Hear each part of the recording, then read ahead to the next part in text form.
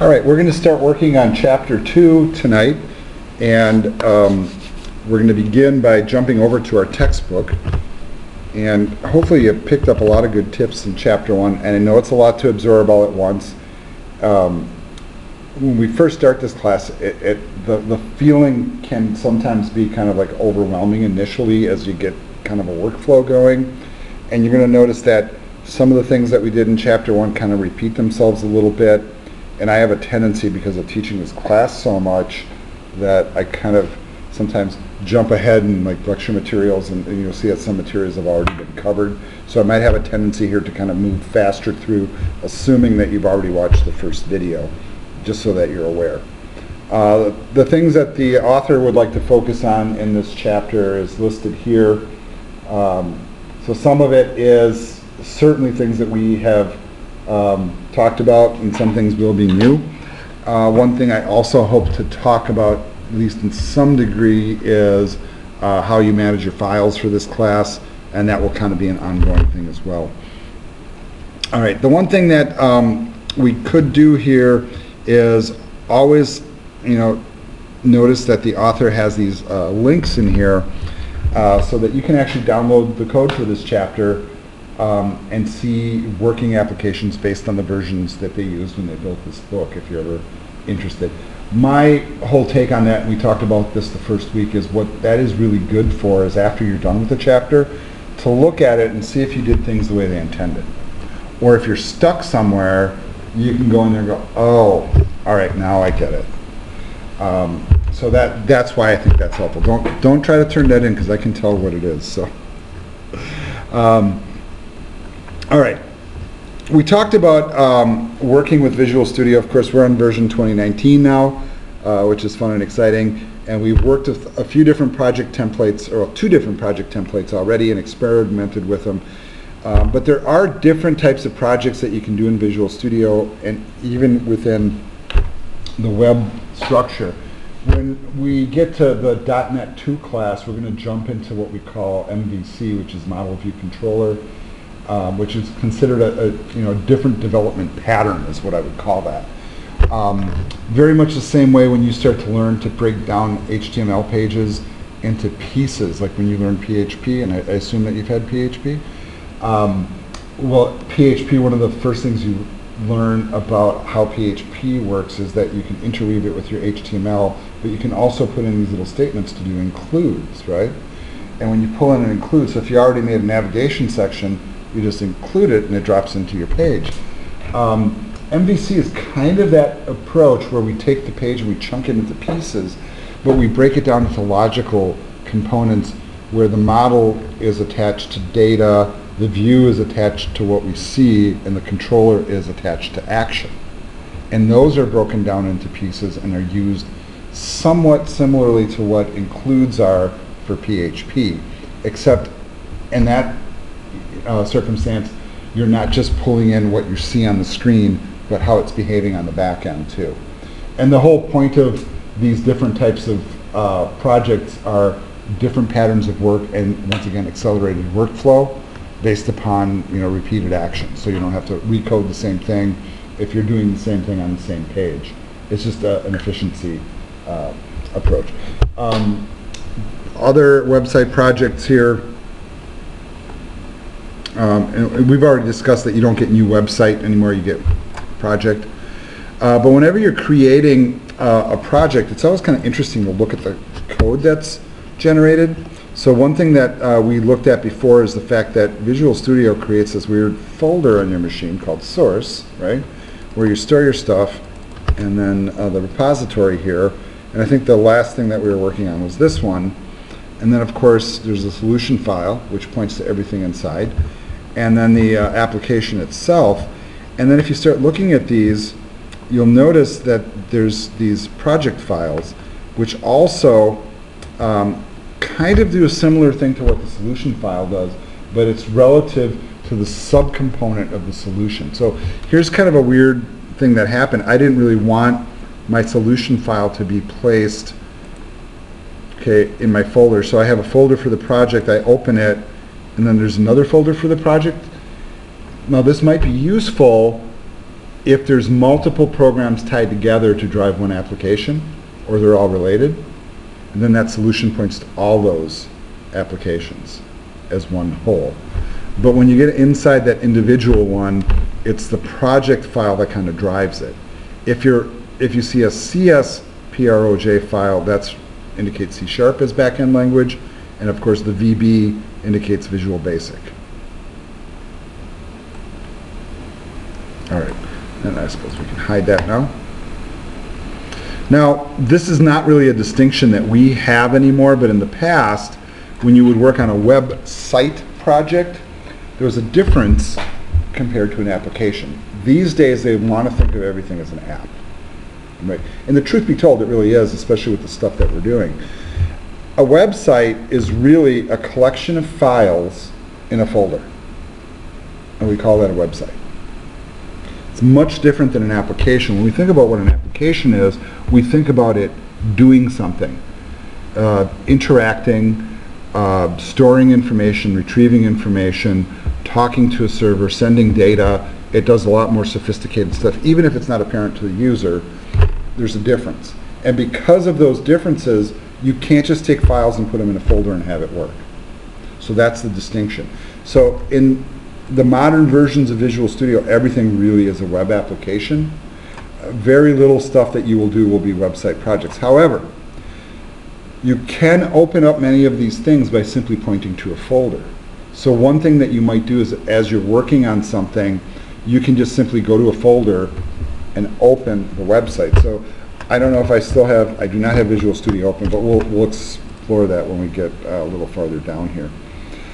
In terms of which template to use, that comes a little bit with experience. So one of the things that we're doing initially here is we're trying some of these different formats and playing with some of the settings so that we get kind of familiar with what it does. And then as you become an experienced developer, you'll know that, well, I'm just going to start empty because I don't need that much stuff. Or I'm going to start with all this stuff because I'm going to need that and more. And then you come up with, whatever your plan is for the project, and you execute it based upon the tools that you think you're going to need. So lots of different analogies can be put on that, but it's a pretty basic approach. Now, in terms of the different types that we work with, and I'm going to, talk about this a little bit. The web form site obviously is one that we need to use if we're using any of those form elements, especially with the ASP tag. That's kind of a requirement. That really parallels regular Windows development, because if you learn regular Windows development, the key development approach is Windows forms. If you think of a lot of apps that you use, a lot of them really are text boxes, buttons, check, scroll bars, and all those things. And so it's no coincidence that that's mimicked on the web. The other thing that we have is working with this technology called Razor. And I'm not going to get too deep into this here, but when you work with MVC, there's a secondary markup language that gets embedded into ASP.NET apps that has its own syntax, and it's got a purpose. And the purpose is to simplify the coding within the page. Not something we really touch in this class. In the .NET 2 class, we do get into that. Of course, there's the empty approach, and then you can add in whatever components you need. So we saw that if we start with something empty, and then we add a web form, it also adds the resources that the web form needs to operate. So that's always an approach too. Now if you look at some of these other approaches, it'll really depend on kind of what you're doing. So like this one, whenever you're working with data, often you're working with this technology on the back end called ADO.NET, and really most of the programmers will just call it the entity framework. So where this comes into play is when you're interacting with data. And what that allows us to do is it allows us, if you remember from your database courses, like maybe you spent some time learning about entity relationship diagrams, right? Where you're drawing lines from tables to tables, and really what that brings in is a framework so you can plug into it and then pull data. You also have these web foundation services, or services foundation, whatever. And we do talk about that in chapter 10, although that's not really a primary thing in this class, and we're finding it's a technology I'm not going to say it's fading away, but it's not as prevalent as it used to be because some of the new frameworks that are out there. Things like Angular and React and those tools. All right, we've already done some of this stuff, but this is where the author starts to school you a little bit on how you might approach how you work with things. And it's not because he didn't already show us in chapter 1. I always look at chapter 1 as kind of like you're watching the trailer for the movie, all right? And if you really pay attention to the trailer, it kind of gives the whole movie away, really, or most of it, a lot of the key parts, but it's not really the movie, Now we're actually playing the movie, so it might feel like a little bit of a reboot. The next thing that they do in this next section, you see my highlight there, is the author asks us to create a folder on our machine to store all of our work for this class. And you know what? If you want to put it in the root of your C folder and call it exactly that, to follow the book, because when the book refers to it, you'll know exactly where to find it, go for it, right? We talked last week why they do this in programming books, because everybody has a C drive on a Windows machine, and if we tell you to put it in the root of the C drive, it'll be the same on everybody's machine, no worries. Where if you're on different versions of Windows, your documents folder might be in different spots, and you might not even choose to put it there. I already told you my preference is to work in my Google Drive. So let me show you how I manage my files, okay? And this is on working with a regular file system. I'm gonna probably shy away from storing it in this location. Now you see we were looking at this before, and really, whenever you're working in these modern versions of Windows, and you're looking at the File Explorer window, they have this kind of like a breadcrumb, So they show you as objects, really, and possible subfolders or related objects, what you can access. But a lot of people don't know this. If you just plain old click inside that address bar, it switches it to the actual path. And some people know this and some people don't, so I always like to point that out. But that can be really useful, because I can copy and paste that, right? And and you can extrapolate from there. So this view might be more useful, or that view might be more useful. Now, this particular machine that I'm using tonight is a school-owned laptop. So I tend to avoid loading personal things onto it. So I don't have my personal Google Drive attached. I do have my OneDrive attached, and I'm thinking about changing that too, but one step at a time. But I do run Google Drive. So let's talk about cloud storage a little bit. Do you, and I'm going to kind of say this in the plural, even though there's not that many plural people here tonight. Do you guys use cloud storage? A little bit. I want to start shifting your mindset on it. Because really the mindset is, if you put things on traditional media, you run the risk of losing it and never recovering it in a number of different ways. Whether it's stolen, it's damaged, it fails, what have you. The fascinating things is, older forms of media, like the magnetic floppy disks or the physical hard drives with spinning platters, for as primitive as they are, they're actually devices that, with significant damage to them, you can still extract data, right? So I could take a hard drive, the computer could melt down. If I could pull the hard drive out and half the platters aren't damaged, I can still have ways to pull that data off of there and retrieve it, which is kind of amazing when you stop and think about it. If I work with an SSD or a flash drive and those devices fail, the chance of recovering the data is practically zero. And this is kind of interesting. So, yeah, and here's kind of an interesting thing about magnetic storage media, which traditional hard drives is spinning disks, right? If I write data to that hard drive, it's written magnetically. In order to erase that data, most people are like, well, I just delete the file. Do you know how a Windows operating system deletes a file? I find this really fascinating. It marks it deleted, but it actually does something much more primitive. So let's say I'm here on my desktop and I create a new text file. right? And you can call it whatever you want, whatever, right? In Windows, when I go to delete this, or in a Windows-based operating system, all the operating system does is it renames the file and changes the first character to a $sign. I thought it was more than that. That's all it does? Yeah. Now, I did it within the operating system so I can see it, right? But really, that's all it does, is it changes one character. The rest of the file, as long as the sectors don't get overwritten on the disk, is completely intact. So there are programs out there, I can name a few of them, like CC Cleaner, for example, or there's undelete programs, where you can run them and they can recover lost files. So a lot of times, like, common IT problem is, oh, I deleted my paper and I can't find it, Well, what program were you using? Microsoft Word. Guess what? It's probably still there. And a lot of times people, get that recovery mode, but there's ways that you can manually go in and pull files.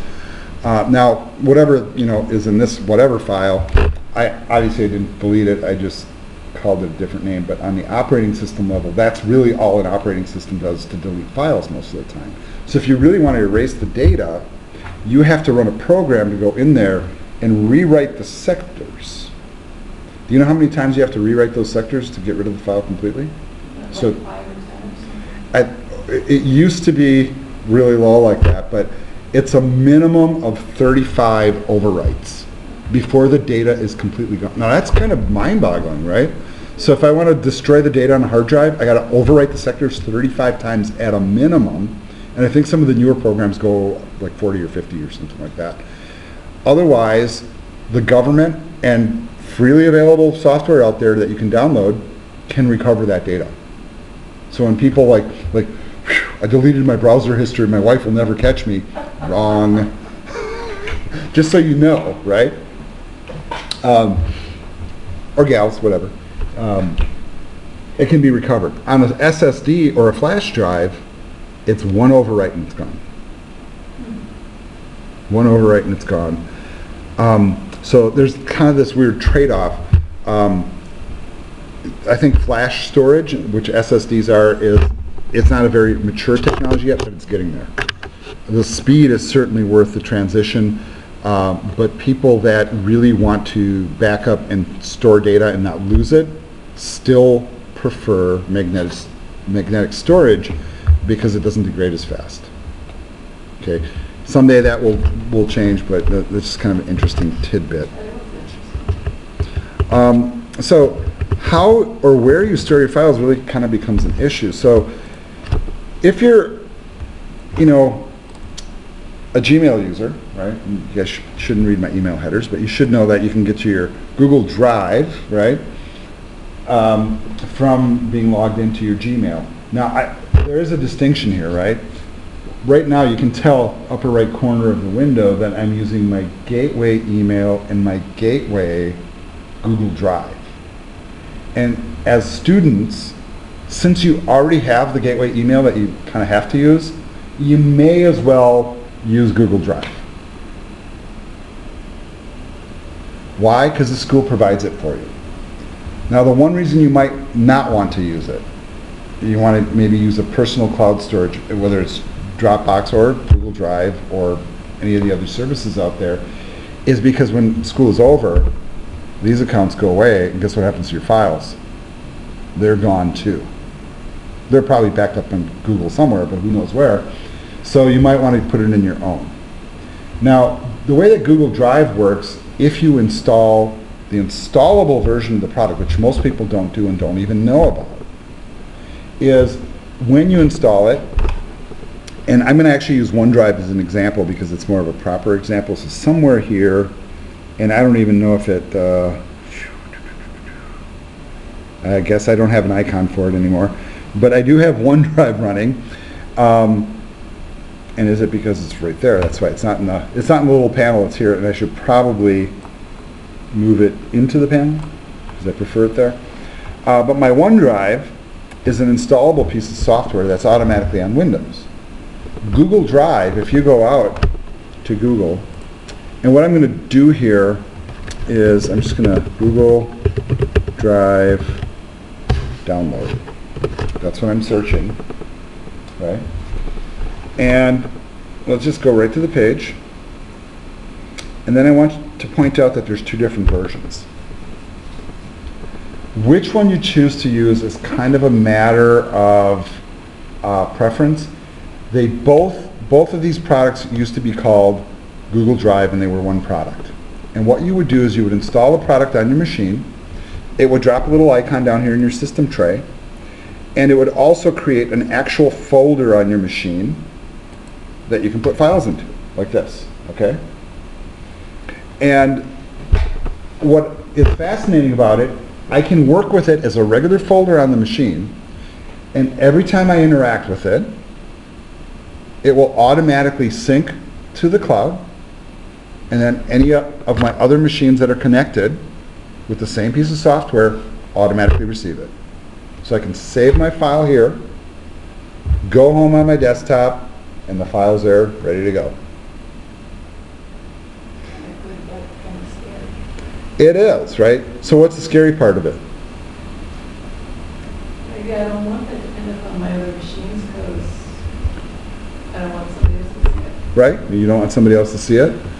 Well, actually, profile-wise, they shouldn't be able to see it. But yeah, hypothetically, I mean, this stuff should all be privatized. You know, I'm not really all that interesting that people would even want to look. You know, it's kind of the way I think about it.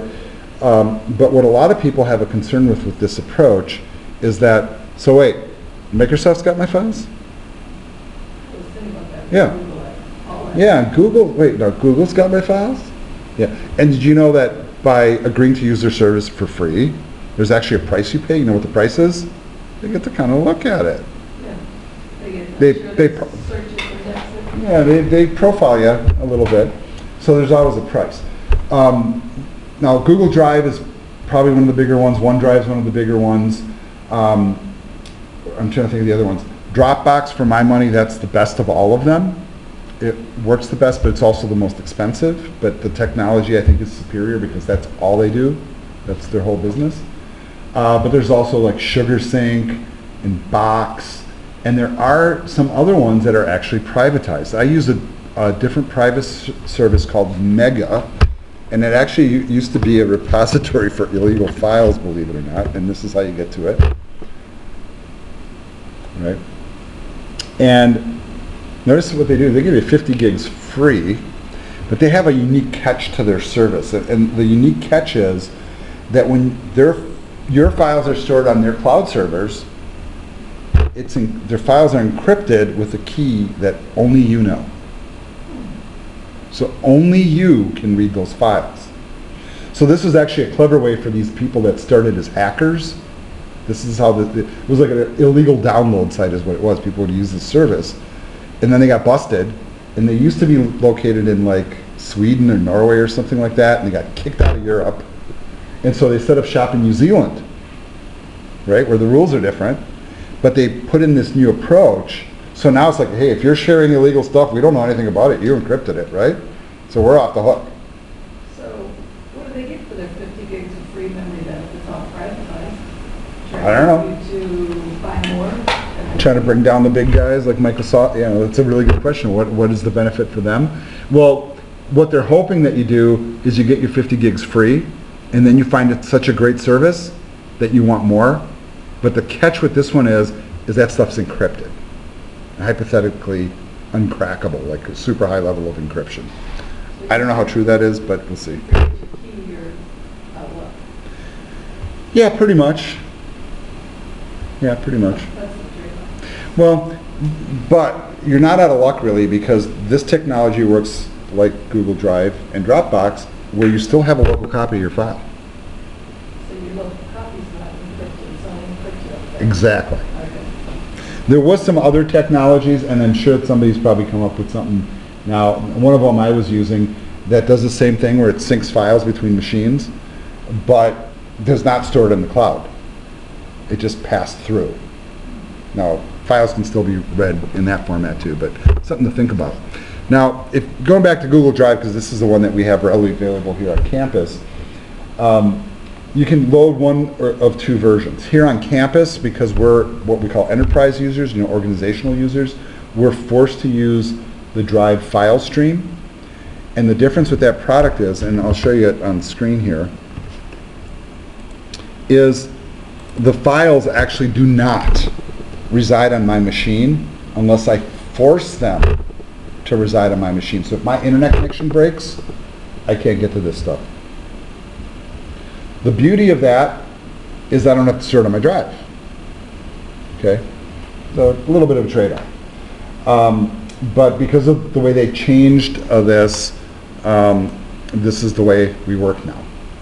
So whenever I work with school stuff, anything I do for school, it all goes into my Google Drive file stream, they call it, which is the business version.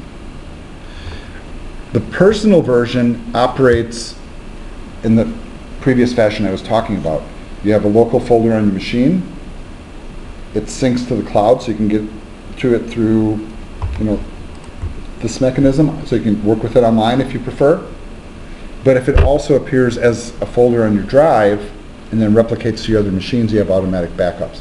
That would be this version.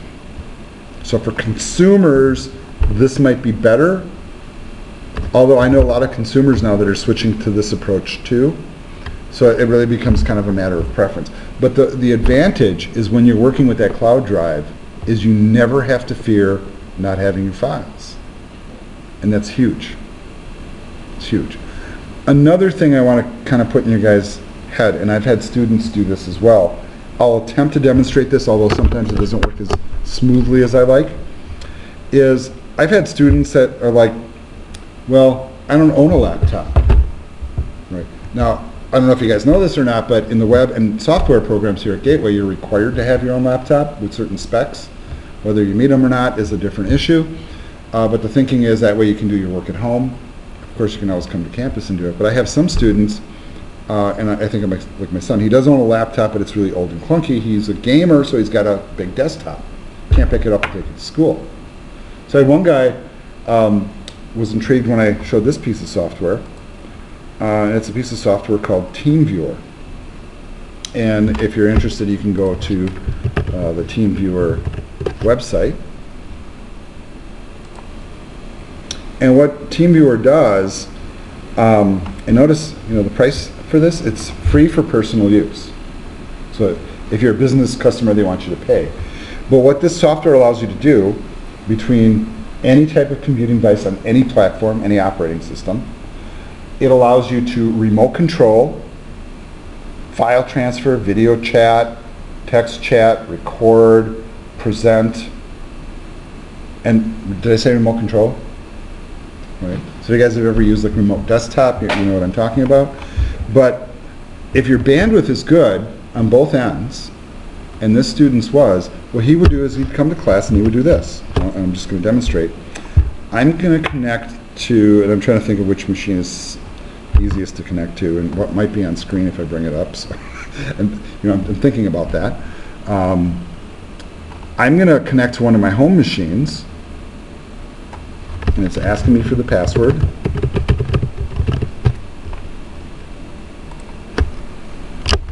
So I have this piece of software installed on both ends, attached to the same account. You can see I have a Windows 7 login screen, and I'm logging in to my Windows 7 machine, which I basically use for doing, it's a file server at home. It just stores old files, and every once in a while I might perform a task on it. And that's really all it does. So right now, I think it's coming back from an update, so it might take a little bit to respond. But what he would do, the student would come to the classroom, he would download the portable version of TeamViewer, install it on a machine here, log into his home machine, and even on these dual screens, he'd pull up both of his screens and work on his home computer in the classroom. Yep. So now, you'd have to install it each time for class because these images, I understand, get overwritten, don't they? yeah, every time the machines in the labs here get turned off, they go back to the previous state. So, yeah. So, or you just go to the website, download it, install it, run it, log into your account, you connect it to your machine. It is dependent on the connectivity working though. So before I would go relying on it, I don't know if you have like a desktop at home, but that's something you might consider. Not everybody is of the mindset of working like that. I also would have other students that would always throw everything into like their Dropbox, and they would come to class, install Dropbox, download all their files, work on them, put them back in, and then they turn off the machine and all their files go away. I wasn't as comfortable with that one as this approach, but here I am remote controlling one of my home computers without being there. And I have access to everything I have at home. We used to already see a lot between troubleshooting desktops, working on the server. That was great. Right. Well, it's very similar to remote desktop. The main difference is it has other things that you can do with it. The fact that this, on the other end, we could switch roles. They could control my machine, or I can just watch them, or we can open up a video chat, or an audio chat, or a text chat while they're working. But this is a great tool. I call it like the mother-in-law tool, because my mother-in-law calls me for tech support, right? So I just have this installed in her machine. If she doesn't know what to do, I don't have to like get in the car and drive across town. We just bring up the software, I take control of the machine, fix whatever needs fixing, and you don't need to leave it running, but it does run resident. The beauty of the software, though, is it does tunnel through firewalls, so there's no special configuration of routers or protocols or any of that stuff. Some might consider it a security risk because really you're giving up control of the machine. But I've never had any issues with this product or heard of any issues with the product of any significance. But kind of a neat thing. And yes, I could remote control multiple machines at the same time if I wish. So not quite virtualization, but something you might want to consider as you're working. The other thing that you should consider as a student as you're working is what we call our web VDI. And I'm bringing up a URL, and you'll find this information inside of our resources page, and some of you may have done this before. One thing to note as you look at this URL here, this is our web VDI server. It does require that you're either on campus connected to the infrastructure network, not the guest network, or that you use VPN connection to campus first to be able to tunnel in. If you go to this URL, you can access a full operating system with all the tools you need already installed on it. So you'll notice that I have two options here. In the past, I always tell the students, install the client, which is a separate piece of software that allows the connection. Because the web version was horrible. It wasn't stable. Sometimes it worked, sometimes it didn't. Horrible with multiple screens. But you know what? Now it works great. So I don't even bother to install the client anymore. And everybody that is registered in my classes each semester, I refresh the account. So if you're registered for one of my classes, I automatically submit you for an account to this. So you do have access to this at any time. You log in with your regular username and password. For you guys, it's your ID number. You hit the login. You get this screen here, which shows all the VDIs. And if you're wondering what VDI stands for, it's Virtual Desktop Interface. It's kind of like what I just did with TeamViewer, but instead of actually interacting with an actual computer, you're interacting with a file, basically, that simulates a computer that runs on one of our servers. So you can come in here, click on the environment, and you'll watch now as I am now connecting to what seems like a Windows machine, because it is. It runs on one of our servers down in Kenosha. I'm trying to find my mouse here. There it is. And you know, if you go full screen, once it gets running, you kind of can't tell that you're using a different computer. And I'm letting it load up. I haven't run it yet this semester, so I'm kind of waiting to see what happens. And I want to get all the way into the environment, and I want to launch Visual Studio so you can see it. And then I'm going to show you a couple of things that you can do in there. So this is an option too. So if you have a really bad machine, let's say you have a $200 laptop or a Chromebook, you can connect to the VDI, do all your work, and never even have to install any of this software. So those of you that are watching the video right now going, oh my God, I can't even install Visual Studio, how am I going to do any of this work? This is an option for you. This is taking a little while to load, you know, and frankly, okay, there it is. Whew. right? So now I'm running this remote Windows operating system, and we have our own customized web software install here. I don't like that they have all the browsers on the desktop, but whatever, that's, can't control everything, I suppose. But what I'm trying to do here is get the start menu going. I think it's a little sluggish when you first load it, but then once the profile is established and you come back again, you'll notice that it's much more responsive. So people that use this all the time, the reaction times are pretty quick. Right now, it's building this image probably from a template. So I'm waiting for that start menu to respond. I just want to show you that you can run Visual Studio here and do all your work. Additionally, you can also, and see the File Explorer is not responding either. It does connect to network storage, so you can use network storage on campus that's attached to your student account. Or you can connect to your Google Drive or Dropbox or what have you through this environment and store your stuff. So you can work virtually, and then from the virtual environment, store your stuff in the cloud.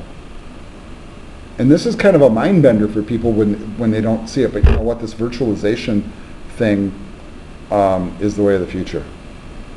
And there's already so many corporations and government entities and all sorts of people that are doing this because it's less wear and tear.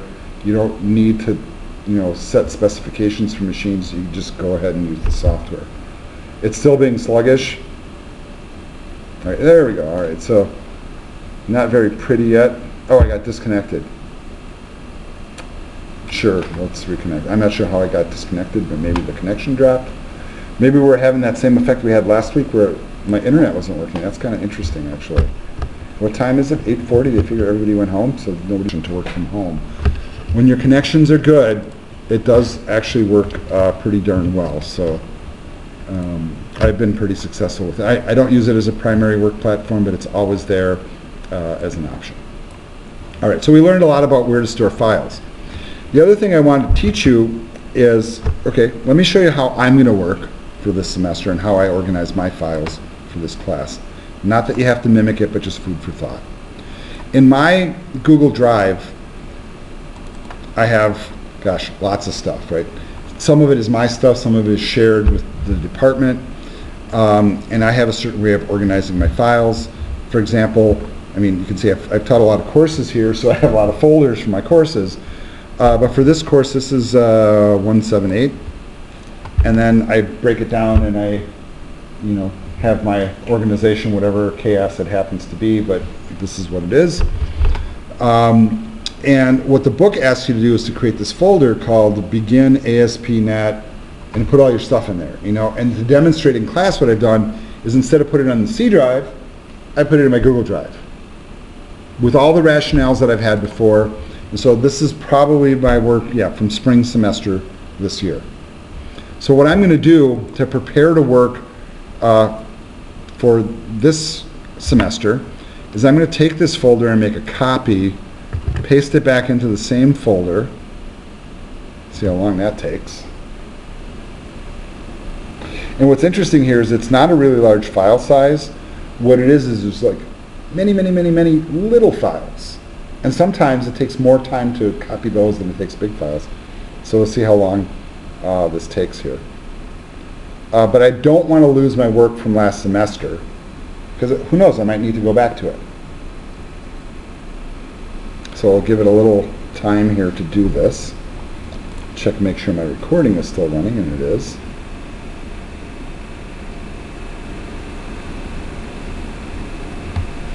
$162 meg, but like 2,000 items so far. Now what might have been faster is if I zipped it, but unfortunately the tools here, what they do is, okay, now it's doing it, now it's got to go through that whole process again of writing it. If it was a video file, it'd already be done. 165 megs is not a lot, but we'll let it do its work. Now when I'm done with this, I'm going to take that folder and I'm going to rename it as to which semester it belongs to, and then I'm going to clear this one, or I can just create a new one and then do all my work. I'll let it make the copy. Never bad to have a backup copy, but I'm going to go ahead and create a new folder for this semester, and instead of calling it what the book calls it, I'm going to actually just call it, let's do this, 2019 summer, because I teach this class a lot. You might just call it ASP.NET or whatever works for you. But from now on for this course, I'm going to put all my work in that folder. Every time I come here to work, I will do this. If I had a folder already existing, let's say we're calling it Chapter 1, and then I'm going to move on to Chapter 2, or I'm going to continue my work in Chapter 1. Every time I would start my work, this is called manual versioning, folks. Very primitive, but very effective. I would just come in here before I started. I would right-click, copy, paste it back in, rename it, and I might say Chapter 1 complete, or maybe Chapter 1 up through page 1, 2, 3, and then I would continue my work in Chapter 1. The reason I work on the original one is because Visual Studio is already linked up to it, so I can click on the recent one and bring it in. And then when I'm done, great, I can move on, right? I can make a copy of that one for the next chapter. If I have a problem, and I'm going to tell you what, I guarantee in this class you will run into problems. You'll screw something up because you didn't read something right, and you watch me fumble plenty, and then you can always go back to a version. And if you did some difficult steps, got them to finally work after a lot of hassle, I would recommend closing down Visual Studio, or closing at least that project, and then coming back and reversioning it. So whenever you get to significant milestones, don't lose your work. And then because it's in the cloud, you're going to keep versions. If you looked at my older semesters here, where I do this, and okay, so this is like different work, but you can see, like I was doing the MVC Music Store, and I mark where I'm at, and then I can always go back to that point and recreate things too. Now there is a different way to do this as well. I'm not going to go much deeper into this versioning thing tonight, but the thing to do, and we talked about this briefly last time, is this service called GitHub. It is not the only service of this type, but it's probably the most prevalent. It's now owned by Microsoft, by the way, so now it integrates really well with Visual Studio. So as we move through the class, I might get us working on this a little bit. But what I might recommend that you do, and in some classes I require it, that you actually set up an account. And there's, and I have personal ones and I have school ones. But what happens with this is you go in there, and instead of your files storing on your machine, they store here. And then every time you save, it saves here. Why use GitHub though? GitHub has built-in versioning. Every time you work, it stores a version. And if you want to try something and come back to it, you can branch off. And then when you figure out what's the best way, you can get rid of the excess branches and go and merge it back in, and there's terminology that goes with it. But this is something you might want to explore. Professional developers in the workplace, this is what they do for the most part. And if they don't use GitHub, they use other services that are similar. And there's many of them. And this one, for some coders, some people, they put a resume for examples of their work, and they just give a link to their GitHub. And you know how effective that is at getting a job? Really effective. Yes, even doing like stupid homework assignments and putting them in there is recommended. Because then they can see, oh, well, yeah, this is kind of dumb, but I can see you did it. Right. Only thing that you might think about when you use the service, unless you pay, the whole world can see your code. There are other services though, and Bitbucket is one of them, where you can privatize it even in the free version. So, tread with caution. I'm not huge on putting stuff out there, because that's not how I learned, but you have to know that it's really prevalent in the workplace. All right, you can see that copy is still going, and I'm going to let it complete. It never hurts to have that backup. All right, let's move on to some other materials now. All right, so we talked about doing this. So we assume that you've created a folder. So if you haven't created a folder to put your work, like I just did, do it. Instead of naming it this, I named it whatever, wherever it went. Okay, so that's my copy process. So let's get a new iteration here.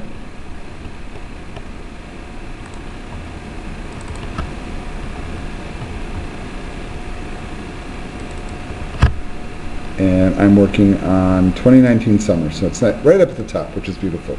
So I have to remember that. I'm going to get rid of these because these are just examples for versioning, and I consider step 1 complete. Okay, I created a folder. You call your folder whatever you want, whatever works for you. Recommend cloud storage. You don't have to. That's up to you. Whatever you do, don't just put it on a flash drive. Flash drives are like floppy disks. You know how many we find in the classrooms? People put everything on a flash drive or everything on an external drive. They come to the classroom, walk out for a minute, somebody grabs it, it's gone. I've seen people lose their entire academic careers that way. Yeah, not a good feeling at all. Right, they want you to start up Visual Studio, so let's go ahead and do that. And we'll launch it. And then try to see what these instructions say. So we're going to file new website, depending on the version of Visual Studio. We're going to kind of choose all the defaults. I'm just reading ahead here. You won't be able to perform these steps exactly. You don't want to go with the latest version, choose C#, and we're going to choose ASP.NET empty website. Okay, let's get to that point in Visual Studio here. I'm looking for that splash screen, which of course ended up on screen number 2. So I'm pulling it back over. We're going to go ahead and create a new project. Right, that's what they're telling us to do. Just want to make sure. And I think what they're trying to show us here is how to open up something that you've already created. I think it's kind of the grand goal. So let's create a new project. In the same approach. So C#, Windows, Web. Not Core, but .NET, and go to next. Are they giving us a name this time? You know, and what they're going to do is, well, you know what they're calling it? You see what they're calling it? Site. Okay, well, let's go with site. That explains why I've always called it site. Right? But here's where we're going to start to diverge, right? So the location now is not going to be the default. I'm going to go navigate to my Google Drive, which I have in my quick list here. I'm going to find that folder that I created. And here I am in the root of that folder. This is where I want to be. And I'm just going to select that folder. And actually, I want to think about that. I do want that folder, but I actually want to create a folder inside of here called site. Or no, wait, never mind. I'm like shooting myself in the foot here. You can get rid of that in your folder, or keep it, who cares? All right, I don't want to do that, I apologize. When I name the project site, it's going to create the folder for me, right? Right. And then I'm going to place the solution and project in the same directory. We're going to choose the default framework, and then choose create.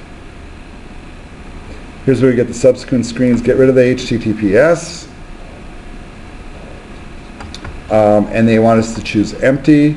I don't think there's anything about forms.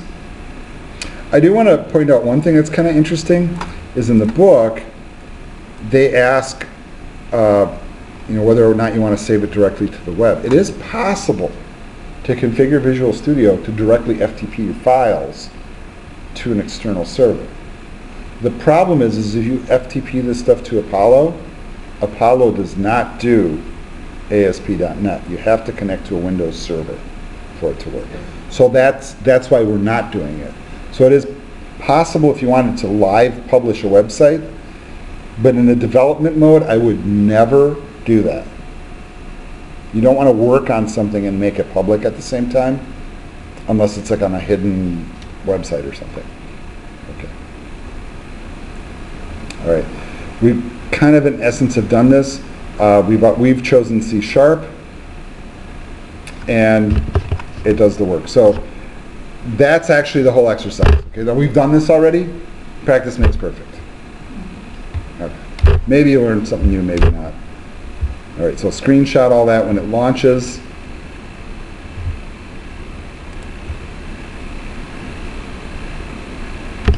And what they want you to do now is really kind of just, let it build and then take a look at what you have.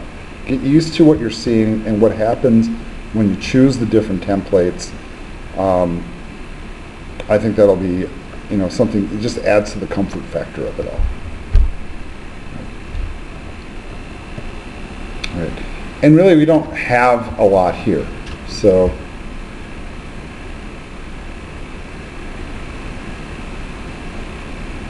I don't remember changing it, but okay, we'll just say reload.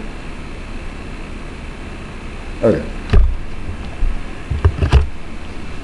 So the background tasks are still, okay, not a big deal. We can close that. In essence, ignoring it. All right.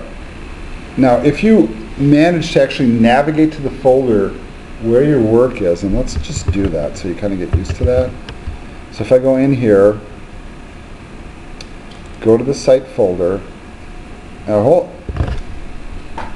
a whole lot of file. Why does mine have all this stuff, and here all I have is the web config? Well, part of that is a version difference issue, but some operating systems, and perhaps the way you have it set, sometimes some files normally get hidden. None of these are really hidden, are they?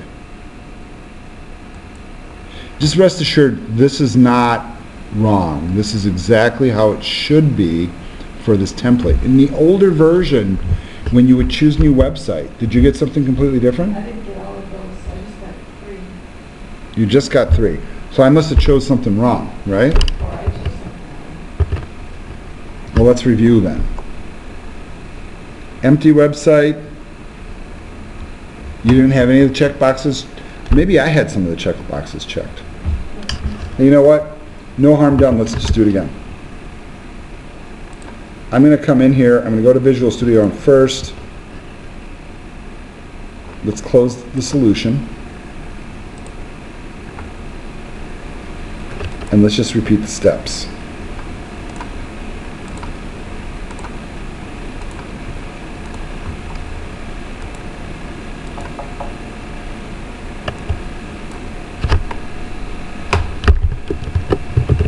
I'm going to call it site. I'm going to come in here, I'm going to delete it first. That sounds kind of silly, but hey, I may as well delete the other ones too, right? Which I thought I did before.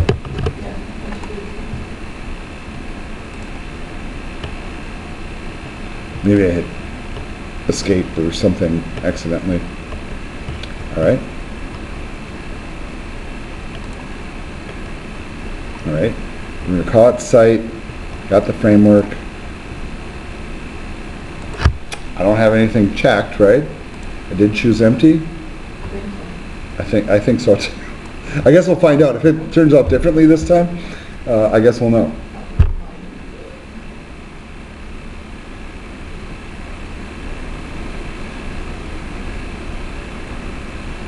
Okay. Now I'm going to go back to the folder.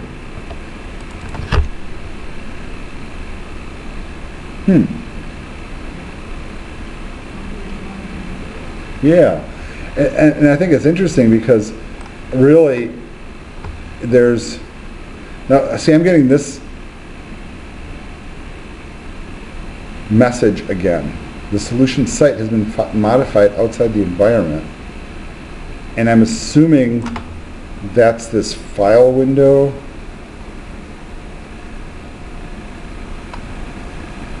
Okay, I'm not sure why that's happening, so hopefully you guys aren't getting that, and maybe that's the difference. It's pretty irrelevant, frankly, because the moment I go to compile the site and run it, all that other stuff will build out, whether you choose it or not. Okay, and that's really kind of the point of it. All right. Now, if you wanted to go ahead and open up a website that already exists, it's a completely different approach. Let's actually take a look at what that looks like. So go back to Visual Studio and close down this solution. All right. And normally in the past, you would go to the menu and you would choose Open Website. And what I want to show you is that you can see if you can mimic that. We can go to Open, and you know what? You can open a website. So that is still an option. The difference between doing this and opening a solution is if you point to a solution, it will also open up any other related projects. So really for web work in the past, we never used to do solution files because they weren't really necessary, because usually it's all in one folder. Rarely would you have multiple folders. But if you want to open up a pre-existing one, you just go to website. In this case, I can still go to my Google Drive. And what I'm trying to do here is maybe I can pull up an example of, all right, this folder, the one I'm currently copying in the background, which I think is now finally done. But I could pull up, I don't know, let's pull up chapter 7. And actually, I'm going to open that just to make sure I'm in the right spot. That's the right spot. And I open it. And so this is my chapter 7 from last semester. And notice how it all opened up. So could I have opened it using the solution file? Well, you know what? There's only one way to find out. This is kind of an interesting screen, right? So what I'm going to show you here is what this is telling me is I don't have a solution file for this. So in the older versions, I didn't have to have a solution file. That was the old way to work. So it's asking me now to save one, because really what's happened is Microsoft is now preferring that we use one anyhow. But if you don't have a solution file, it won't show up in the recent projects list by being able to point to that solution file. So it's just you can save it or not save it. It kind of really doesn't matter. But that's kind of the difference between the approaches. But if you are, let's say you have a website that you've created in one of your other classes, right, that you might want to build upon, and you want to do it in Visual Studio because the tools are cool. You have the ability to open that website even as a regular HTML website. So I could, for example, let's close this one. I'm not going to save the solution. I'm going to open, and actually, I'm not going to do it from this interface. I want to use that open website tool just so I can show you. I'll go to maybe my web programming 1 class. And gosh, what work did we do last summer? Maybe we can go back a couple summers. Maybe website. And we'll open that website. I'm not even sure what it is, frankly. But I can look at the index page and probably figure it out. So this is just a regular HTML website. And you know what? Yeah, you can work with it in this environment. Absolutely.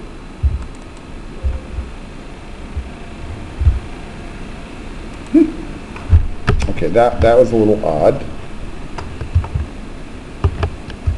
Let me figure out why, the why behind that. Or let's just try a different one. Maybe that's really the solution. So how did it open it?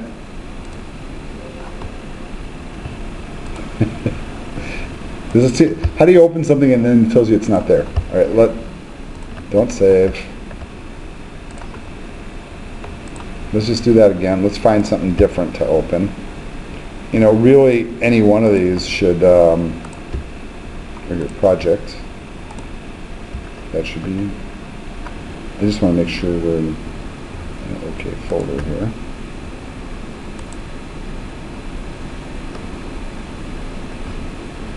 All right, so for whatever reason, the other one didn't open, but this one opened. So this is like a sample website we did in Web Programming 1, right? I can go into any number of different views with this. You know, like if I go into edit mode, give it a double click, and you know, type in and change stuff. If I want to launch it, I can launch that in a browser. No debugging. And of course, here it's opening in my other window. Okay, so I'm not sure what exactly our intent was here, but this is something we built in class as an example, right? So it is possible to work on stuff in this environment if you want to. That's kind of nice because the one thing that I find kind of confusing sometimes is that we use so many different IDEs in different courses. Yeah. And I can see how I can use just one now, but in files. Well, you know, you should try it before you decide this is the one for you. I should say potentially for it. Yeah. Now, I will tell you, folks, that you know, Visual Studio is not the only game in town, right? When I started in this field, it wasn't quite the era where Dreamweaver became like the product of choice. But those of you that use the Adobe Creative Cloud, you know, like Photoshop and whatnot, often use a product called Dreamweaver, and I do have it installed here. I'll launch it just to show it to you. But in terms of like straight HTML design work, where you want to work with a graphical mode that actually looks like the browser, Dreamweaver is still by far a superior tool. Visual Studio is better at the back-end programming. Dreamweaver is better for the front-end programming, particularly working with CSS, JavaScript, PHP, and anything. No, I'm you. Oh gosh, let's see. Let's go with developer. Sure. Yeah, I can choose my themes. The dark looks nice.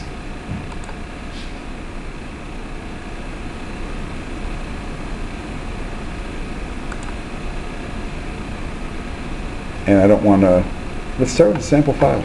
Okay, but this is Dreamweaver in developer mode, and this is a very, very powerful product.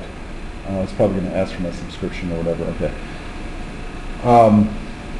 But in terms of professional design work, I did most of my personal work within this environment when I was a freelancer, and still prefer it as a tool. When I came here to Gateway to teach IT, and I was like, what do you mean you guys don't use Dreamweaver? Well, it costs a lot of money for students is the answer, right? And it is very expensive. But in terms of what professionals still use out in the workplace, it really depends on what side you're working on. If you work .NET, you will be in Visual Studio. If you're working design and open source, you almost exclusively work with Dreamweaver. People do use other tools, don't, you know, so you know, have any misconceptions about that these are the only tools. But in terms of the quality of tool and the advanced features of it, the CSS tools in Dreamweaver are incredible, because they're all like drag, drop, adjust, and you see a live view of the website as you're working. That might make me like front end a little better. Yeah, but it might. I'm not sure what it's asking me to do here.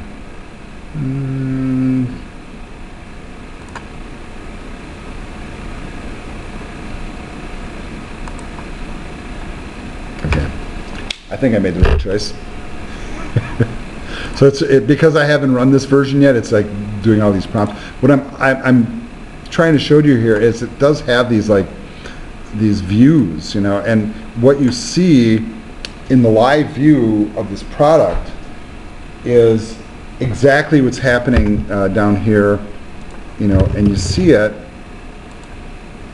And I don't know if it's going to let me make changes because I'm in live code view. But you see it exactly as it appears in the browser, because what renders the view in this product is Google Chrome. So Google Chrome actually drives that view, and it is exactly what the browser would output. So very recommended product if you can afford to use it, and some design houses use it exclusively. So it depends on where you work. All right. Here they go into like the different types of pages that come with ASP.NET websites. So when we look at this list here, initially you're going to see all these weird file extensions that you normally have not seen. And some of them are proprietary to this format. The ASPX, the top one, is the one that we've already learned. You're also going to learn these other ones. So you got the master pages. All right, so that's where you create like a structure that you can plug into. You can also have multiple master pages, or master pages that feed other master pages. So let's say you have one part of your site that's like e-commerce, and one's informative, and one's like social media or whatever, and all of them can have their own master pages with their own stuff interjecting in, and all be programmed. You can also create objects, like we created little HTML snippets that we stored. You can also create your own user controls that you store with this other, we haven't learned about that yet, but you'll see what those are. HTML pages, of course, work. CSS works. We have config files, and sometimes you need to go in there and tweak settings to make certain things work. We have sitemap files that automatically feed into search engines. Of course, JavaScripts, and now that kind of a newer thing. A lot of people that really didn't dive into this with this product too much are the skin files, and I think that those new designer files that we saw listed in the Solution Explorer are kind of a replacement for these, but I could be wrong. Now, if you are working with a site and you already have some stuff that you've done, you don't have to, feel like you're canned, right? So like if I have that one site that I just opened, and I can reopen it. Let's go back and reopen that project. And let's say, well, you know what? I got an images folder, I got a media folder, and I want to add something to it. What this is having you do, okay, first of all, is open that website. So let's just say we opened a website, and then add a new folder. And I'm going to be cautious here. I'm going to actually close this because I think I'm a little off track. Let me go back, open a website, and this time I'm going to go back to the one I really should be working on, which is the one the exercises tell me to work on, which is this one. And although I was having problems with it before, I'm assuming it was more me than it. All right, so I see what's going on. So it thinks it's got like two different sites that it's working with. It's okay. For now. I might ride the whole semester with that, and I might end up changing my mind. So right now I'm kind of feeling like changing my mind, but at the same time, it kind of doesn't matter, so I'm not really too worried about it. But let's do what it says, and it's wanting us to open it first, and then it wants us to add a new folder. And we can add that folder anywhere we want, but right-click on the root, not the very top with the solution, and then just choose Add and New Folder. If I'm not mistaken, they want us to call it Master Pages. And now I clicked off of it, so I have to like right-click and rename. But I'm going to call it Master Pages, just like this. Could I put spaces in there? Yeah, you could, but it's not recommended for web work.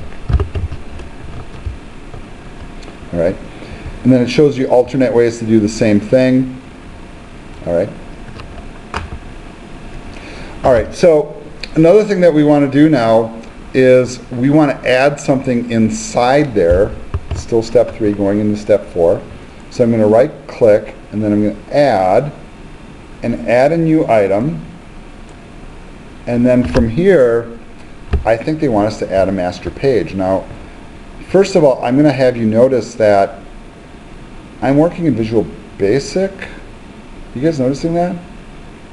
which to me tells me that something's wrong right off the bat.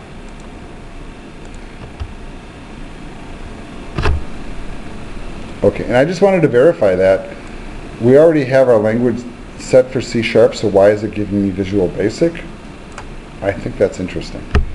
All right, so that's something I might have to explore. But we're going to come here and add new item. I'm going to make sure I switch to C# because it's got to match up with our project. And we're going to choose master page. They probably want us to call it something special like front end. All right, so there's a logic that they're trying to proceed with here, so we're going to call it front end master, dot master. Now, here's the first time that we're encountering this little box. Right above the add button, see there's two little things, and it says place code in separate file. So that's the C# file that sits behind this will be in a separate file, and that's the way we want it typically. Very rarely will we not do that. And then there's a second option, so I can build a master page that's built on another master page. Well, that gets a little confusing. Why on earth would you ever do that? Well, think about a website where you might have your, let's say your top header and your bottom footer are the same for everything on the whole website. But then as you switch from, let's say, job opportunities to e-commerce, you might have different menus. And those might have different master pages that are inserted into the other master pages. So you could kind of build upon them. So a master page built on a master page is kind of a little bit of a mind blower in a way. I want to make sure that we're checking all the right boxes. Verify that you have the language you want to use. We did. Place code in separate file. We did. And it doesn't tell us to click on master page. So we're okay. And we're going to go ahead and say add.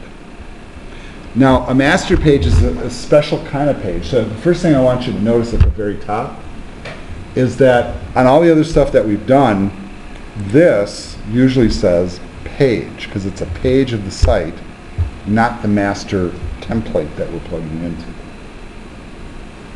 Shows us our code behind file.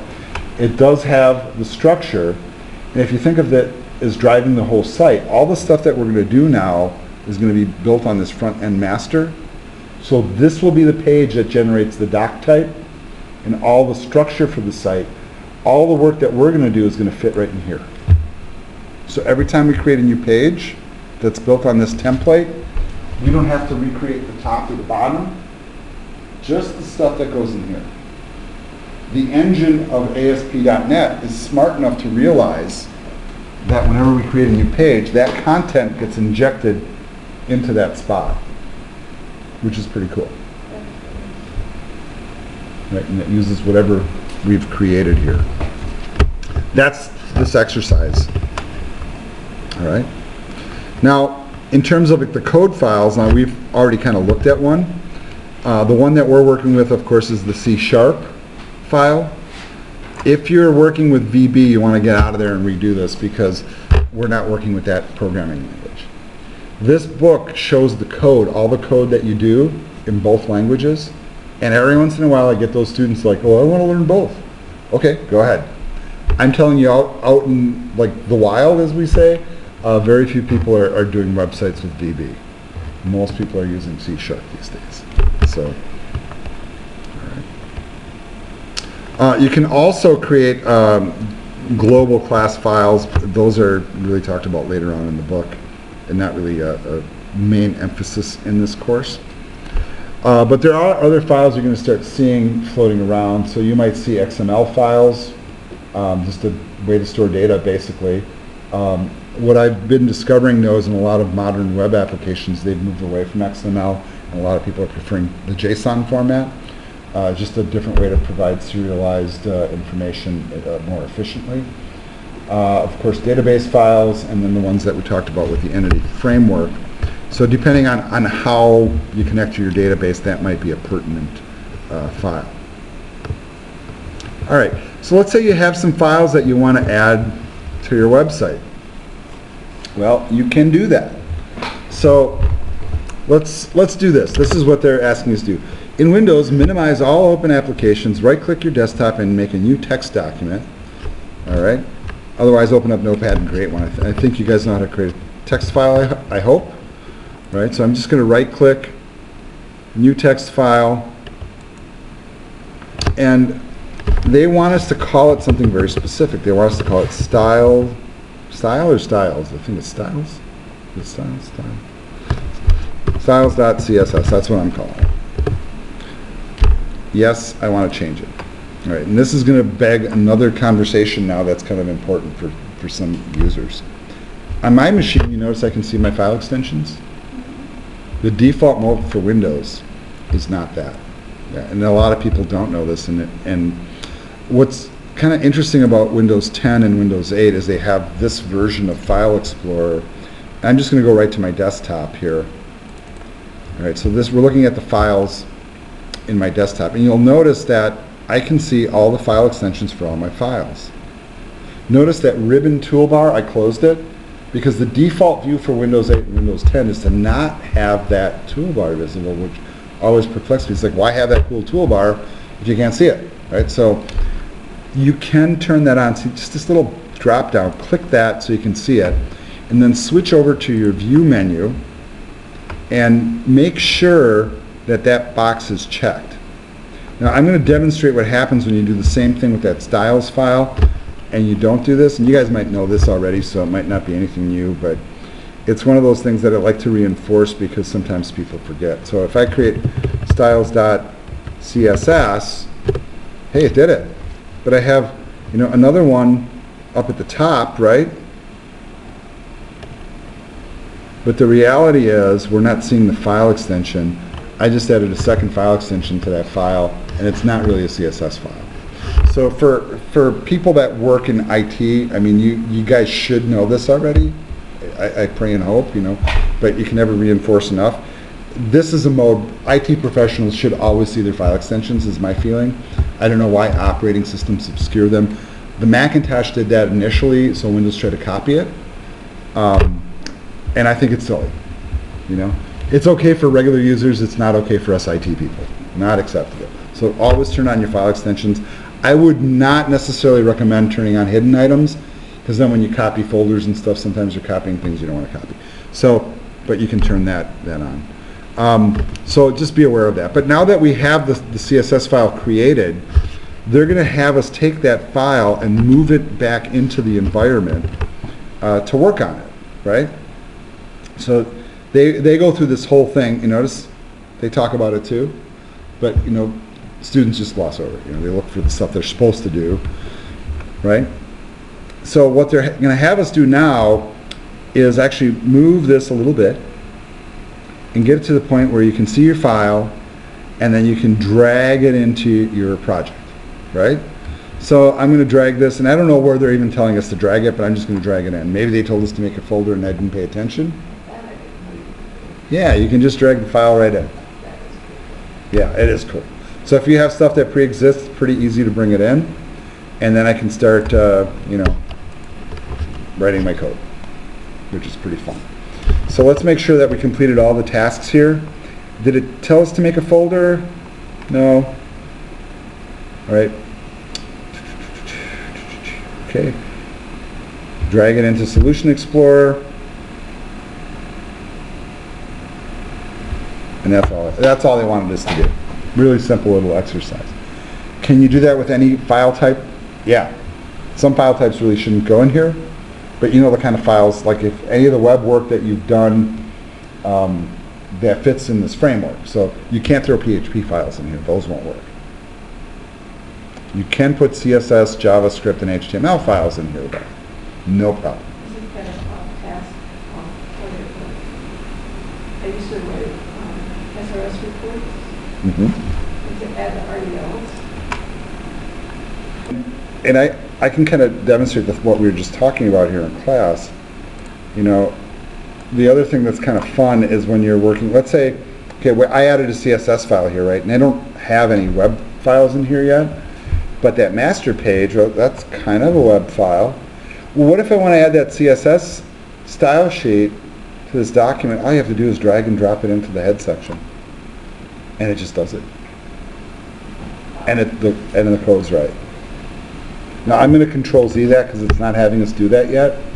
Once again, it seems like cheating, but the truth is you're not making mistakes, and that's really the more important part. So very powerful tool. Folks, we're going to wrap class here. I think we made pretty good use of our time, made good progress into Chapter 2. So what I want you guys to do is to press forward with Chapter 2. Read carefully as you work. And then as we get past the next couple of chapters, so right now we're still learning how the tools work and what kind of things you can do. If I'm not mistaken, Chapter 3 is the chapter, and I probably should do this, right? Okay, that's design. All right, and at some point we actually start learning about C#, but that's in Chapter 5. All right, so that's a little ways down the road. All right, we'll wrap it for tonight, and we'll see you next time. Get as far as you can and try to get the work done.